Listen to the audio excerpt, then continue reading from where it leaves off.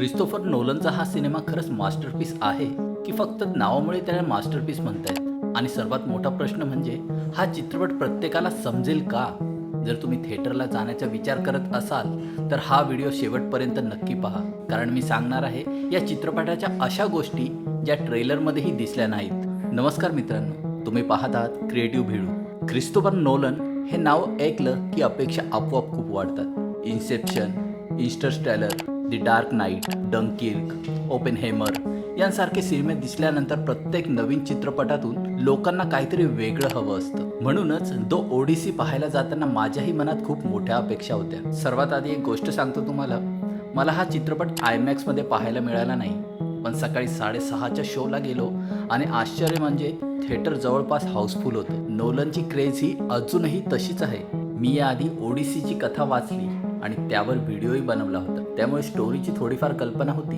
पण चित्रपटात काही प्रसंग मूळ कथेपेक्षा वेगळ्या पद्धतीने मांडले आहेत. जर तुम्ही पुस्तक वाचलेलं नसेल तर काही काळजी करू नका. हा चित्रपट नोलनच्या इतर काही चित्रपटांपेक्षा इतका क्लिष्ट नाही. कथा समजायला तुलनेने खूप सोपं आहे. मला असं वाटलं होतं की पोसायडन आणि मायथॉलॉजिकल पात्रांना जास्त स्क्रीन टाईम मिळेल, पण तसं होत नाही. त्यामुळे त्या बाबतीत अपेक्षा थोड्या कमीच ठेवा. चित्रपटाला ए रेटिंग असलं तरी त्यात फारसं प्रौढ स्वरूपाचं काही नाही आहे. खरं तर UA16+ देखील सहज चाललं असतं. मी हा चित्रपट इंग्रजीत पाहिला. सुरुवातीला नोलनच्या इंग्रजीची थोडी मला भीती वाटत होती, पण सबटायटल्समुळे पूर्ण चित्रपट आरामात समजला. चित्रपट पाहताना काही प्रसंग तुम्हाला रामायण आणि महाभारताची आठवण करून देईल. थेट नाही, पण तुलना नक्कीच कराल. चित्रपट जवळपास 3 तासांचा आहे, त्यामुळे संयम ठेवावाच लागतो. पण हीच तर नोलनची स्टाईल आहे. तो कथा अशी घाईघाईने सांगत नाही. ट्रोजन हॉर्सचे सीन्स, युद्ध, भावनिक क्षण आणि प्रवास हे सगळं मोठ्या पडद्यावर पाहायला एकदम वेगळीच अनुभूती मिळते.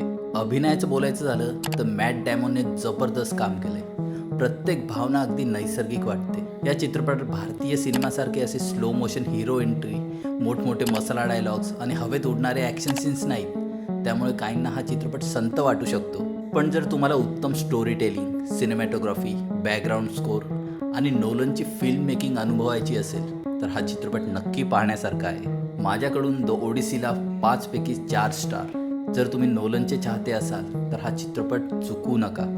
पण जर तुम्ही फक्त मोठे ट्विस्ट, सतत ॲक्शन आणि मसाला एंटरटेनमेंट शोधत असाल तर तुमच्या अपेक्षा थोड्या कमी ठेवून जा.